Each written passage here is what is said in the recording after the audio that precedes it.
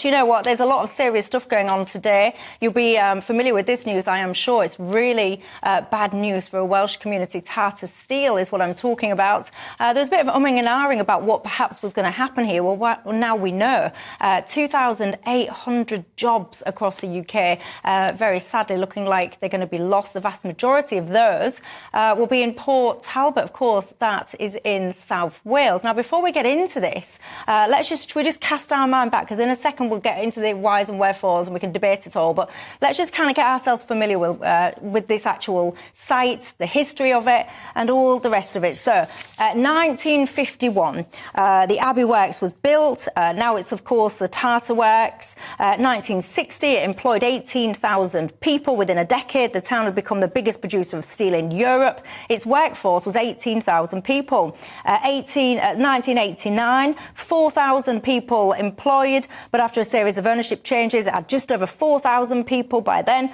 It became Tata Steel in 2007. Of course, you'll be familiar with that as an Indian company. In 2016 and 19, you had lots more job losses.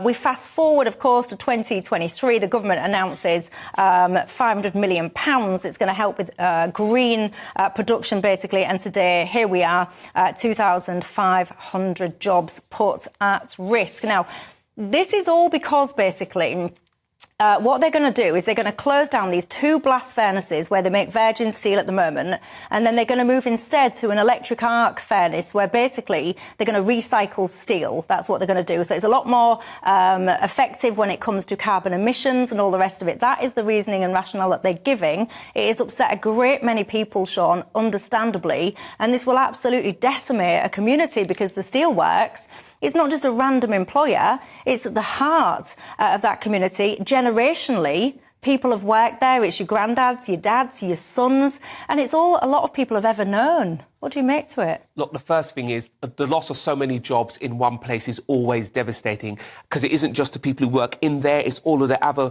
suppliers around them. Of course, if there's a coffee shop or sweet shop or a pub nearby, they lose half of their customers as well. There's a real ripple effect in the community. I think when you look at what's happened in this country with manufacturing, it's all been going away. And when I look at all of these different, this electric furnace versus the gas one or whatever they had beforehand, the real issue is it's an Indian company who's doing its best for itself and its in its homeland in India. And actually what we need to do is bring back manufacturing of our own here.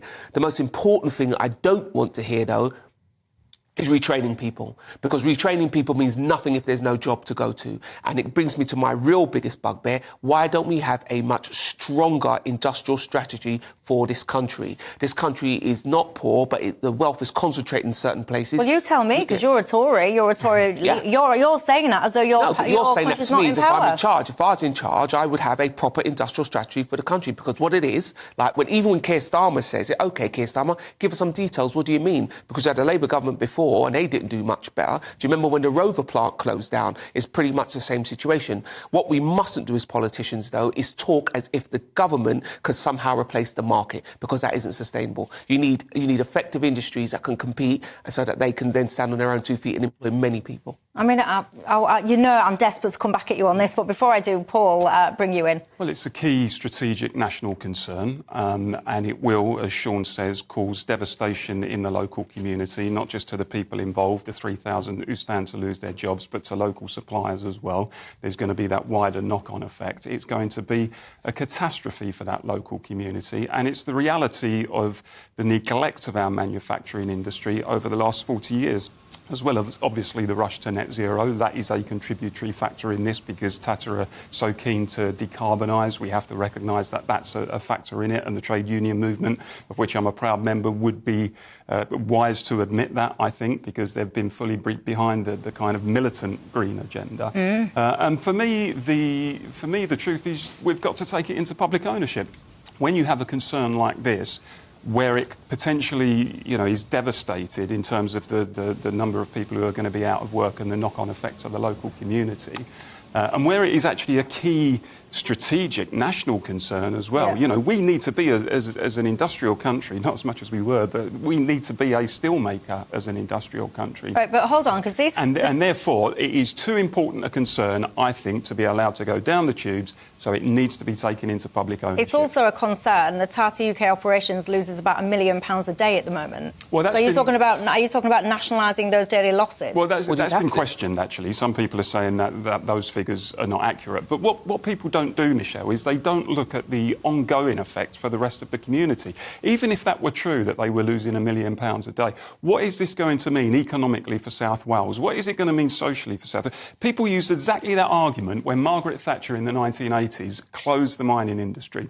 She decimated the mining industry in the 80s, threw 250,000 men onto the scrap heap, and they did it because they thought we can save a pound note because we can import cheaper coal from elsewhere. But what they didn't reckon for was the impact that was going to have on the pit villages, which lasted for years after that. And many have still not recovered. And many have still not recovered. So we need to take a lesson from that, because it's not just about the money you save in the short term, it's about the social and economic impact in the long term. I agree. As well. So here's the bits we do agree on. The social impact is immeasurably bad and something needs to be done about it. But let's be clear, you can't take things into national ownership that simply don't make money, because then all you're doing is forcing other people around the country who are equally as struggling to pay into that. So you lower everybody's economic... You lower everybody's economic... But we need a steel industry, Shaun. We need a steel industry. What we need is a competitive... No, what we need is a competitive... OK, so even taking your argument... If it isn't, it just becomes another bill for the public, and how many more bills can we take on? Even taking your argument, if that were true, you would say, therefore, Britain should not have a steel industry because it isn't a money-making industry, and therefore what we should do is we should close places like Port Talbot, and then what we'll do, as you know, is we'll just import our steel, dirty steel, as it's called, from elsewhere, from places like China, who'll be rubbing their hands together and wondering exactly what we're playing at, because I can tell you this, it wouldn't happen in places like China. But what you're saying is then, you're happy for other people in this country just to pay money out because a business doesn't stand up. You cannot... That is how you ruin an entire it's not country. All about, but it is, because if you then say, OK, we support the steel industry, OK, I accept that, we support the steel industry, who's next? Who do we support next? If it was just about the profit motive, then we wouldn't have a national health service. We wouldn't have any publicly owned industries. No, I'm sorry, they're not comparable. I'm sorry. We've sold many of them off anyway. That is not comparable. My point is that if it is something that is crucial to the functioning of society and to the functioning of the country, and for me, a country like Britain should have a steel industry. What are we doing with all of that steel? It's not simply about whether or not we can make money out of it. We saw throughout the pandemic the importance of having a domestic industrial base, because before the pandemic we were relying on global supply chains. In this day of the new global market and globalisation, we thought, actually, we can outsource our manufacturing. That might be true, but you can't... to places like China and the Far East. And then all of a sudden, when the pandemic hit, Shaun, we realised, that is a very probably not wise to do that. Let Shaun come back. You simply cannot say, OK, because supply lines went down, we're just going to pick a couple of industries and make sure they stand up, regardless of if the taxpayer has to pay for them. Because it destroys everybody's finances then. And to compare the steel industry to NHS, I'm sorry, that's simply not right. The NHS is part of our social security deal, and that's an entirely separate thing. You're correct that some things are just worth paying for, such as the NHS, such as schooling. But to have a steel industry, great. What do we do with all the steel we make? Well, that is a very good question. So are you suggesting that we have a UK steel industry which is owned by the UK government that manufactures UK steel just for UK domestic use? No, of course you should sell it around the world, and there's all sorts of reasons why you're not necessarily able to do that as well as you can. And I think part of that is the fact that we've had a high pound for so long, which has made us fundamentally uncompetitive and has contributed to the decimation of our industrial base. When the pound... So you do need to look at the wider economic argument. I completely accept that. And you need to look at levels of investment, and you need to look at research and development and things like that. But that, for me, is not the only part of the argument. It's about whether or not strategically you need a steel industry, looking at what happened during the pandemic. And, well, steel wasn't one of the things. And for me, I don't care whether the steel Hang on, industry... don't talk over each I don't other. care whether the steel industry makes money in Britain. I'd like to see it make money. I'd want it to be competitive and productive. But even if it isn't, and even given the impact, particularly given the impact on Port Talbot, for me, that is enough justification for taking it to public ownership. This is the point, isn't it?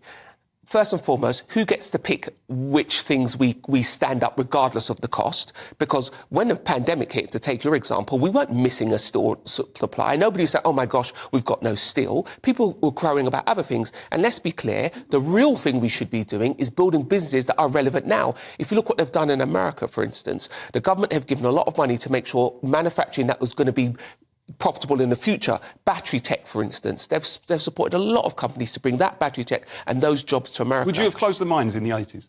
The mines would have closed themselves. No, let's be clear, the Labour Party closed significantly more mines.